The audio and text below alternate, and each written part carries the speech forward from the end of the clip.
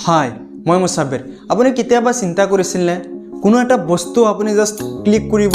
order কৰিব সেই বস্তুটো 100 টকাৰে হওক বা 1000 টকাৰে হওক সেই বস্তুটো আপোনাৰ ঘৰত আহিব তাৰ পিছত আপুনি সেই বস্তুটো চাই পিনে পইচা দিব যদি ভাল নালাগে তেন্তে ঘূৰাই দিব কোনো ধৰণৰ ফিস কাটে হয় তেনেকুৱা এটা ই-কমাৰ্চ কোম্পানীৰ বিষয়ে মই আজি আপোনালোকৰ লগত আলোচনা কৰিব আহিছো যেটো ই-কমাৰ্চ কোম্পানী আপোনাৰ সমূহ প্ৰয়োজনীয় বস্তুসমূহ কেশ অন ডেলিভাৰী উইথ ফ্ৰী দি আছে হয় তেনেকুৱা এটা ই-কমাৰ্চ কোম্পানী হল আমাৰ ভাৰতবৰ্ষৰ নম্বৰ 1 ই-কমাৰ্চ কোম্পানী যাৰ নাম আছে ফ্লিপকাৰ্ট হয় আজি ফ্লিপকাৰ্ট নামৰ শব্দটো ভাৰতত তেনেকুৱা কিছুমান নগণ্য আঠেগুণা মানুহে পাম আমি যি শুনা নাই আজি ভাৰতবৰ্ষৰ সকলো মানুহে ফ্লিপকাৰ্ট ই-কমাৰ্চ কোম্পানীটো ইউজ কৰি আছে হয় সবৰ মোবাইলতে ফ্লিপকাৰ্ট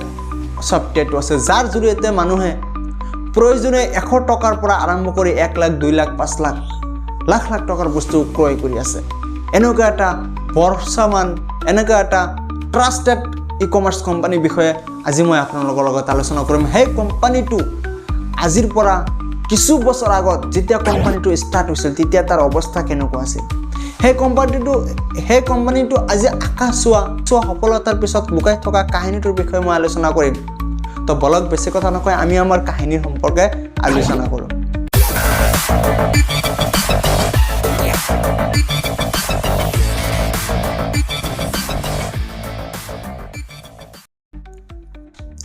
সন 2007 যেটো বৰ্ষত ফ্লিপকাৰ্ট নামৰ কোম্পানীটো লঞ্চ হৈছিল হয় ফ্লিপকাৰ্ট নামৰ ই-কমাৰ্চ কোম্পানীটো লঞ্চ হোৱাৰ পিছত দুজন বিশেষ অৱদান সেই বিশেষ ব্যক্তি দুজন হৈছে সচিন বানসাল আৰু বিনয় বানসাল সচিন বানসালৰ জন্ম হৈছিল 5 আগষ্ট 1981 চণ্ডীগড় নামৰ ঠাইত আৰু বিনয় বানসালৰ জন্ম হৈছিল 1982 চণ্ডীগড় নামৰ ঠাইত একেখন প্লেছত দুজনৰ জন্ম হৈছিল দুজনৰ ফ্যামিলি মিলি যোৱাৰ ফলত তেখেতে বহুত ভাল বন্ধু আছিল তেখেত দুজনে একেলগে আইআইটি কৰিছিল দিল্লী নামৰ এটা বিদ্যালয়ত হয় তেখেতে সেই সময়ত আইআইটি সম্পূৰ্ণ কৰি আমাৰ ভাৰতবৰ্ষৰ সেই সময়ত চলি থকা বিগেষ্ট ই-কমাৰ্চ কোম্পানী Amazon যাক আমি সকলোৱে চিনি পাওঁ Amazon ই-কমাৰ্চ কোম্পানী তাতে জব কৰিছিল ভাল স্যালাৰি পাইছিল আৰু ফ্যামিলি চলাই লৈ গৈছিল হয় সেই সময়ত ভাল স্যালাৰি পোৱাৰ সত্ত্বেও তেখেতে সেই কোম্পানীটো লিভ কৰিছিল আপুনি কেতিয়াবা তেনেকুৱা ৰিস্ক উঠাবনে আপুনি ধৰি লওক আপুনি এটা ভাল চাকৰি কৰি আছে এই চাকৰিটো এৰি নিজে কিবা এটা বিজনেছ কৰিবৰ কাৰণে তেনেকুৱা চিন্তাধাৰা কৰিবনে এটা কথা আছে নহয় অসমীয়াত যদি কিবা কৰিব লাগে তেতিয়াহলে আপোনাক ৰিস্ক ল'বই লাগিব ৰিস্ক নলোৱাকৈ আপুনি জীৱনত একো উন্নতি কৰিব নোৱাৰে ঠিক এইটো সূত্ৰ কামত খটাইছিল বানসাল দুজনে হয় সচিন বানসাল আৰু বিনয় বানসালে এই সূত্ৰটো কামত খটাইছিল তেখেতে Amazon কোম্পানী লিফ্ট কৰিছিল এৰি দিছিল আৰু নিজে এটা ই-কমাৰ্চ কোম্পানী খুলিবৰ কাৰণে মূৰত আইডিয়া আনিছিল সেই ই-কমাৰ্চ কোম্পানীটো 2007 চনত তেখেতে আৰম্ভ কৰিছিল যাৰ নাম দিছিল ফ্লিপকাৰ্ট তেখেতে ই-কমাৰ্চ কোম্পানী আৰম্ভ কৰাৰ সময়ত কিছুমান প্ৰবলেম দেখা পাইছিল সেই সময়ত যিবোৰ ই-কমাৰ্চ কোম্পানী আছে সেই ই-কমাৰ্চ কোম্পানীয়ে কোনো ধৰণৰ কেশ অন ডেলিভাৰী দিয়া নাছিল যাৰ ফলত কাস্টমাৰ সংখ্যা বহু নগণ্য আছিল হয় তেতিয়া যদি Amazonৰ পৰা আপোনাৰ কিবা কিনিব লাগিছিল তেতিয়াহলে আপোনাক ডেবিট কাৰ্ড বা ক্ৰেডিট কাৰ্ডৰ সহায়ত কিনিব লাগিছিল বহুতো প্ৰবলেম ফেস কৰিব লগা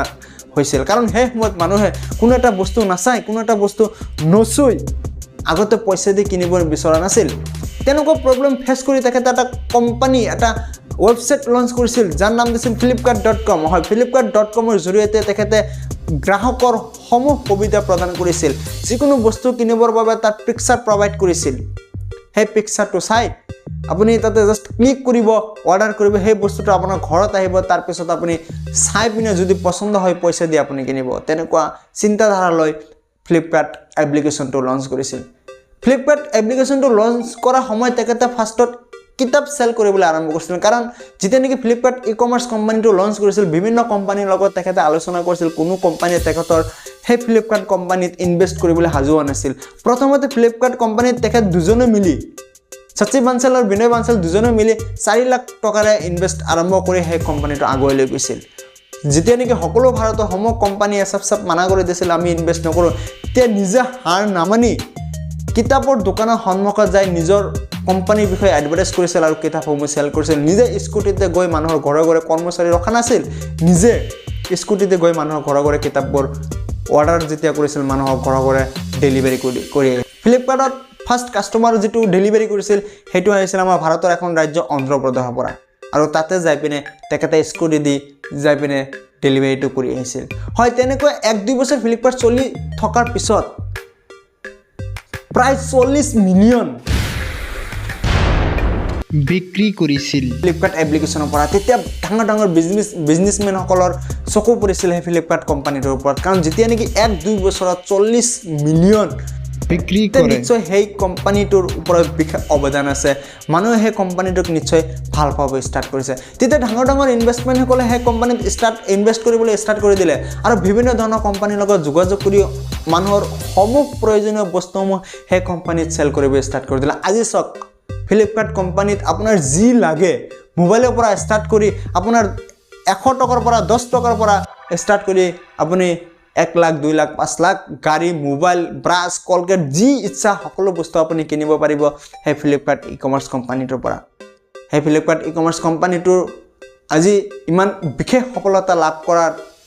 আঁৰত লুকাই আছে সেই ৰিস্ক এটা সৰু কাহিনী মই 5 মিনিটত যিমানখিনি সৰুকৈ থুলমূলকৈ আপোনাৰ লগত বাৰু শ্বেয়াৰ কৰিছোঁ